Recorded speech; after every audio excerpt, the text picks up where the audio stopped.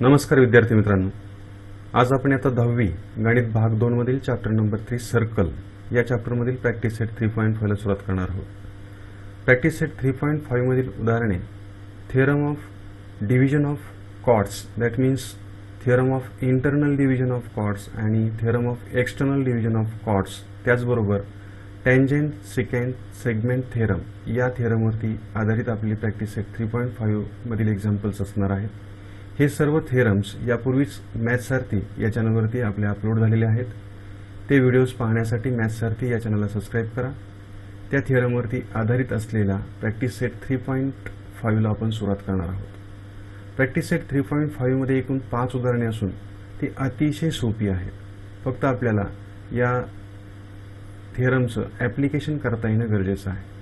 त्यामध्ये महत्त्वाचा थिअरम आहे तो म्हणजे टँजेंट सिकेंट सेगमेंट थिअरम आणि इंटरनल आणि external division of कॉर्ड्सच्या properties.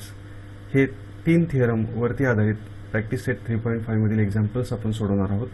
First example आहे, in the figure ray PQ touches the circle at point Q. PQ is equal to 12, PR is equal to 8. Find PS and RS. विद्यार्थी मित्रांनो, PQ ही या वर्तुळाची स्पर्शिका आणि PS ही त्याची छेदिका आहे. स्पर्शिका वर्तुळाला Q या बिंदूमध्ये स्पर्श करते आहे, तर छेदिका वर्तुळाला S आणि R या 2 बिंदूंमध्ये छेदते आहे. यामध्ये PQ हा जो टँजेंट सेगमेंट आहे याची लेंथ आपल्याला सांगितलेली आहे 12. त्यानंतर लेंथ ऑफ PR इज 8 आणि आपल्याला PS आणि RS या 2 सेगमेंटची लेंथ शोधायची आहे. विद्यार्थी मित्रांनो, यासाठी आपण एक इक्वेशन या ठिकाणी मांडूयात. या ठिकाणी स्पर्शिका आणि छेदिका यांचा कॉमन पॉइंट किंवा इंटरसेक्शन पॉइंट आहे P. आता या ठिकाणी आपण टँजेंट सिकेंट सेगमेंट थिअरमचा उपयोग करून या ठिकाणी एक इक्वेशन मांडलेलं आहे. PQ square is equal to PR into PS. विद्यार्थी मित्रांनो, या ठिकाणी एक गोष्ट लक्षात घ्या किंवा निरीक्षण करा. P हा दोनही रेषाखंडांचा किंवा छेदिका आणि स्पर्शिकेचा कॉमन पॉइंट किंवा इंटरसेक्शन पॉइंट आहे. या इक्वेशनमध्ये आलेला प्रत्येक रेषाखंडाचं नाव आपण या P पॉइंट पासून सुरू केलेलं आहे. सिकेंट सेगमेंटचा जो स्क्वेअर आहे तो स्क्वेअर म्हणजे PR इंटू PS आहे. या ठिकाणी चुकीचं विधान लिहिलं जाऊ शकतं, PR इंटू RS असं केलं जाऊ शकतं, परंतु P या पॉइंट पासून आपल्याला सुरुवात करायची आहे. PR into PS. आणि हे जे इक्वेशन आपण लिहिलेलं आहे त्याचं कारण आहे by using the tangent secant segment theorem. आता विद्यार्थी मित्रांनो, या ठिकाणी आपल्याला PQ आणि PR या दोघांच्या लेंथ माहिती आहेत. आपण त्यावरून PS या सेगमेंटची लेंथ शोधून घेऊयात. Put the values of PQ and PR. Value of PQ is 12. 12 square is equal to 8 into PS. 8 is the length of segment PR. आता PS इज इक्वल टू, आपण जर हा 8 ट्रान्सफर केला तर तो 12 स्क्वेअरला डिवाइड होईल. म्हणजे आपण असं लिहू शकतो PS is equal to 12 into 12 divided by 8. आणि जर याला आपण सिम्प्लिफाय केलं तर आपल्याला PS ची जी लेंथ आहे ती लेंथ मिळणार आहे 18. आता PS हा संपूर्ण जो सेगमेंट आहे त्याची लेंथ 18 आहे. त्यानंतर PR ची लेंथ 8 आहे. जर आपल्याला RS ची लेंथ शोधायची असेल तर PS च्या लेंथमधून आपल्याला PR या सेगमेंटची लेंथ सबट्रॅक्ट करावी लागेल. या ठिकाणी आपण एक इक्वेशन मांडून घेऊया. PR plus RS is equal to PS because R is in between P and S. Also points P, R and S are collinear points. या ठिकाणी आपण किमती ठेवूयात. 8 plus RS is equal to 18. Transfer 8 to right hand side. We get RS is equal to 18 minus 8, that means RS is equal to 10. This is our second answer. म्हणजे PS ची length आपल्याला मिळालेली आहे 18 आणि RS ची length आपल्याला मिळालेली आहे 10 युनिट. Second example. एक्झाम्पल्स अतिशय सोपे आहेत. फक्त आपल्याला टँजेंट सिकेंट सेगमेंट थिअरम आणि डिव्हिजन ऑफ कॉर्ड्स यांचा या थिअरमचा उपयोग करून आपल्याला इक्वेशन्स मांडता येणं गरजेचं आहे. Second equation, in the figure chord MN and chord RS intersects at point D. Now if RD is equal to 15, DS is equal to 4, MD is equal to 8, then find DN or ND. This is the first our target. Then second, if RS is equal to 18, MD is equal to 9 and DN is equal to 8, then find DS. आता या दोन separate example आहेत.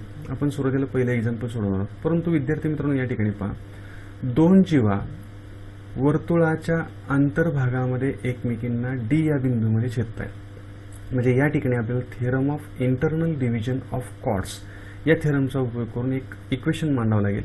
या ठिकाणी आपण असं म्हणूयात, by the internal division of chords we can write. आता या ठिकाणी पहा, या दोन कॉर्डचा इंटरसेक्शन पॉईंट आहे डी, म्हणून प्रत्येक सेगमेंटचा नाव लिहिताना आपण डी पासून स्टार्ट करणार आहोत. डीएम इंटू डीएन हे एकाच कॉर्डचे दोन सेगमेंट झालेले आहेत, त्यांचं मल्टिप्लिकेशन, त्यांचं प्रोडक्ट आपण घेतोय. DM into DN is equal to DR into DS. म्हणजे एक जीवा ज्या दोन भागांमध्ये विभागली गेलेली आहे त्यांचा गुणाकार बरोबर दुसऱ्या जीवांच्या दोन रेषाखंडांचा गुणाकार असणार आहे. That means DM into DN is equal to DR into DS. प्रत्येकाचं नाव लिहिताना आपण इंटरसेक्शन पॉईंट पासून हे लक्षात ठेवून म्हणजे आपल्याला इक्वेशन लिहायला सोपं जातं. आता यामध्ये आपण काही व्हॅल्यूज जे आहेत डीआर, त्यानंतर डीएस, त्यानंतर डीएम यांच्या व्हॅल्यूज आपण या ठिकाणी पुट करूयात. आपण पहिला पार्ट जो आहे इक्वेशन्स किंवा एक्झाम्पलचा तो आपण सॉल्व्ह करतोय. That means we get 8 into DN is equal to 15 into 4. That means DN is equal to 15 into 4 divided by 8. आपण याला सिम्प्लिफाय केलं तर आन्सर मिळणार आहे डीएन इज इक्वल टू 7.5. 4 एके 4, 4 दुनी 8 आणि 15ला आपण 2 ने भागल्यानंतर 7.5. दिस इज अवर आन्सर. हा आपला फर्स्ट पार्ट झाला एक्झाम्पलचा. आता सेकंड पार्टमध्ये पण आपल्याला हेच इक्वेशन मांडायचं आहे. Second part, but before that let DS is equal to X. DS आपण एक्स मानलेला आहे. मग आपल्याला आरडी ची किंमत जी आहे ती काढून घ्यायची आहे. D R plus DS is equal to R S. Put the value of given things. D R plus ds is equal to x, rs is equal to 18. Now transfer x to right hand side. We get dr is equal to 18 minus x. आता dr ची किंमत आपल्याला 18 minus x मिळालेली आहे. या ठिकाणी पुन्हा internal division of कॉर्ड्सचा जो थिअरम आहे त्या थिअरमवरून आपण हेच इक्वेशन या ठिकाणी मांडून घेणार आहोत. By the theorem of internal division of chords we get dm into dn is equal to dr into ds. Now put the values of dm, dn, dr and ds. dm, it is its length is 9 into length of dn is 8 is equal to dr is equal to 18 minus x. हे आधी आपण शोधून ठेवलेलं आहे. into ds is equal to x. That means we get, if we multiply this bracket by x, we get 72 is equal to 18x minus x into x. That means x square. Now rearrange the terms of this equation. We get x square minus 18x plus 72 is equal to 0. This is a quadratic equation. आणि quadratic equation सोडवण्याचे आपण math फर्स्टच्या quadratic equations या चॅप्टरमध्ये वेगवेगळ्या methods अभ्यासलेल्या आहेत. त्यापैकी आपण एक अवयव पद्धती या ठिकाणी वापरणार आहोत. जर आपण याची फोड केली तर आपली ती फोड असणार आहे 12 and 6. निगेटिव्ह 12 and निगेटिव्ह 6 याची फोड होणार आहे. आता त्याचं एक्सप्लेनेशन मी या ठिकाणी देणार नाही. आपण याचा सराव quadratic equation या चॅप्टरमध्ये केलेला आहे. We get X square minus 12x minus 6x plus 72 is equal to 0. Now from the first two terms take out common x. जर कॉमन काढला तर पहिल्या ठिकाणी शिल्लक राहील x मायनस 12. आता या ठिकाणी आपण मायनस 6 कॉमन काढणार आहोत, कारण या ठिकाणी कंसामध्ये पहिली टर्म पॉझिटिव्ह, दुसरी टर्म निगेटिव्ह, आणि या ठिकाणी मात्र निगेटिव्ह आणि पॉझिटिव्ह म्हणजे साईन चेंज करण्यासाठी आपल्याला ही निगेटिव्ह साईन कॉमन काढावं लागेल. आणि 6 आणि 72 यांचा सर्वात मोठा फॅक्टर जो आहे तो आहे 6. तो आपण कॉमन काढला. इथं शिल्लक राहील x मायनस 12. जो कॉमन काढलेला पार्ट आहे त्यांना आपण या प्रत्येक टर्मला डिवाइड करतो, म्हणजे आपलं रिमेनिंग पार्ट आपला शिल्लक राहतो. x मायनस 12 हा आपण जर कॉमन काढला तर आपल्याला मिळेल x minus 12 in second bracket x minus 6 is equal to 0. That means either x minus 2 is equal to 0 or x minus 6 is equal to 0. That means x is equal to 12 or x is equal to 6. म्हणजे 12 आणि 6 आपण transfer केले तर आपल्याला x ची किंमत मिळाली 12 आणि दुसरी किंमत मिळालेली आहे 6. That means length of ds, it is either 12 or 6. There are two answers, ds is equal to 12 और ds इज इक्वल टू 6. म्हणजे ds ची लेंथ एकतर 12 एकक असेल किंवा 6 एकक असणार आहे. या ठिकाणी आपण जीवांच्या आंतरछेदनाचा गुणधर्म या ठिकाणी वापरलेला आहे. नेक्स्ट एक्झाम्पल आपण या ठिकाणी पाहूया. Third example, in the figure O is the centre of the circle, B is the point of contact, segment OE is perpendicular, या ठिकाणी E पॉइंट आहे, segment OE is perpendicular to segment AD, AB is equal to 12, AC is equal to 8, then find AD, then DC and DE. DE या ठिकाणी आपण E हा जो point आहे तो E पॉइंट लगेच देऊन घेऊया. हिअर E पॉइंट, या ठिकाणी हा जो पॉइंट आहे तो पॉइंट असणार आहे E पॉइंट. त्याला आपण थोडंसं मॉडिफाय करूयात. ठीक आहे, ओके. आता हा जो पॉइंट आहे E, it is a mid point of segment DC. आता विद्यार्थी मित्रांनो, या ठिकाणी आपल्याला 3 वेगवेगळ्या सेगमेंटची लेंथ शोधायची आहे. सुरुवातीला आपल्याला टँजंट सिकँड सेगमेंट थेरम वापरायचा आहे. या ठिकाणी by the tangent secant segment theorem, या ठिकाणी टँजंट सिकँड सेगमेंट आहे AB, that means AB square is equal to AC into AD. म्हणजे AC इंटू AD याचा गुणाकार जो आहे तो गुणाकार आपला AB स्क्वेअर इतका येणार आहे. That means our equation is AB square is equal to AC into AD. Now put the values of AB and AC in this equation. We get 12 square is equal to 8 into AD. That means AD is equal to 12 into 12 divided by 8. जर आपण 4 ने भाग दिला तर 4 दुने 8, 4 त्रिक 12, 4 त्रिक 12. म्हणजे आपल्याला इक्वेशन मिळणार आहे AD इज इक्वल टू 18. म्हणजे या ठिकाणी आपल्याला AD ची लेंथ मिळालेली आहे 18.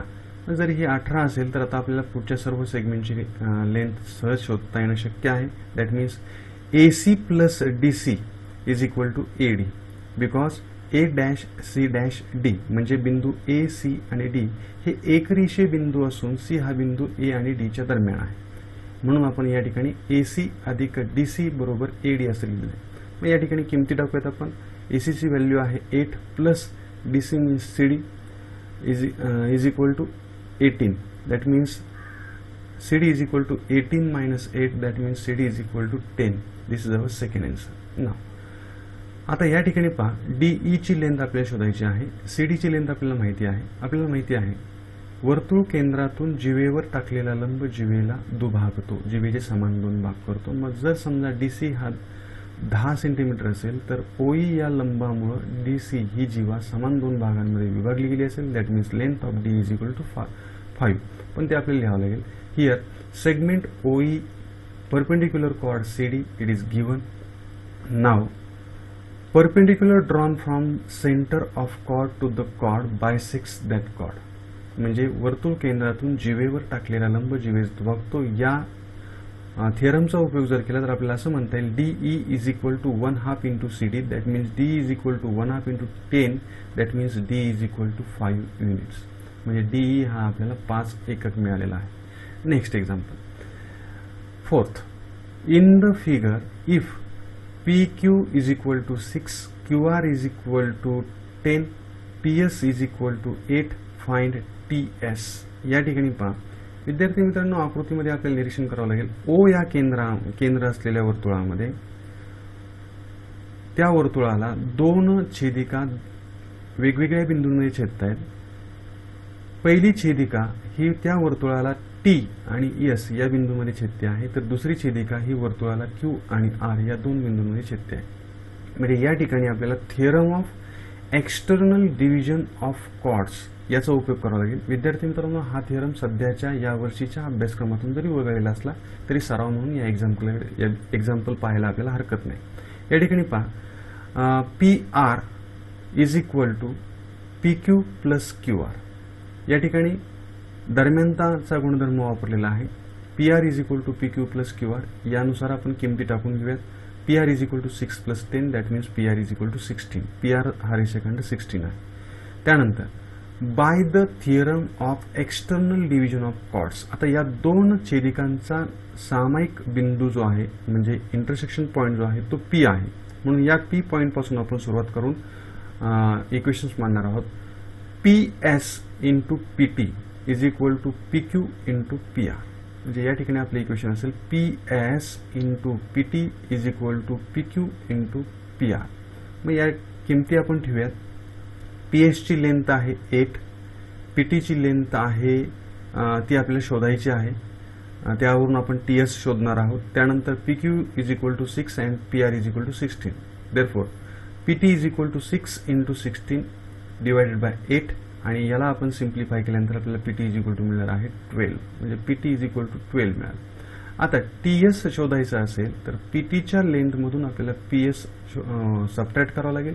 या ठिकाणी आपण इथे एक इक्वेशन मांडूयात. P S plus T S is equal to P T because points P S and T these points are collinear points. म्हणून त्या ठिकाणी आपण ते इक्वेशन मांडलेलं आहे. पी एसची व्हॅल्यू जी आहे ती आपण ठेवूयात. P S is 8 plus T S is unknown is equal to value और length of P T is 12. Transfer 8 to right hand side we get TS is equal to 12 minus 8 that means TS is equal to 4 units. म्हणजे हे external डिव्हिजनचा theorem या ठिकाणी आपण वापरलेला आहे आणि या दिलेल्या सेगमेंटची लेंथ आपण शोधलेली आहे. Last example. In the figure segment EF is the diameter of a circle. Segment DF is a tangent. The radius of the circle is R. Then prove that DE into DG is equal to 4R square. हे आपलं to prove म्हणजे आपलं साध्य असणार आहे. विद्यार्थी मित्रांनो माहिती समजावून घ्या. या ठिकाणी पहा EF ही या वर्तुळाची डायमीटर म्हणजे व्यास सांगितलेला आहे. त्यानंतर DF इज अ टँजंट म्हणजे ही स्पर्शिका आहे. आता या ठिकाणी जर ही स्पर्शिका असेल तर आपल्याला टँजंट थेरमही वापरायचा आहे आणि टँजंट थेरम नंतर आपल्याला टँजंट सिकँड सेगमेंट थेरमचाही उपयोग करून आपल्याला हे साध्य जे आहे ते साध्य सिद्ध करावं लागेल. त्याचप्रमाणे आपल्याला या ठिकाणी पायथागोरसचा थेरमही वापरावा लागणार आहे. विद्यार्थी मित्रांनो आपण सुरुवात करूयात. By the tangent secant segment theorem we can write DF square is equal to DG into DE. DF square is equal to DG into D. या दोघांचा म्हणजे ही सिकँड आणि ही टँजंट या दोघींचा इंटरसेक्शन पॉइंट D असल्यामुळे आपण D या पॉइंट पासून सुरुवात केलेली आहे. DF square is equal to DG into DE. याला आपण इक्वेशन नंबर 1 असं म्हणूया. त्यानंतर in triangle DEF angle DFE is equal to 90 degree. Why? Because tangent theorem म्हणजे स्पर्शिकेच्या स्पर्शबिंदूतून काढलेली त्रिज्या त्या स्पर्शिकेला लंब असते. हा गुणधर्म किंवा हा प्रमेय याला आपण टँजंट थेरम असं म्हटलेलं आहे. स्पर्शिका त्रिज्या लंबता जो गुणधर्म आहे त्या गुणधर्माचा उपयोग केला आहे. That means this triangle is a right angled triangle. Therefore, by using Pythagoras theorem, we can write DE square is equal to DF square plus EF square. DE square is equal to DF square plus EF square.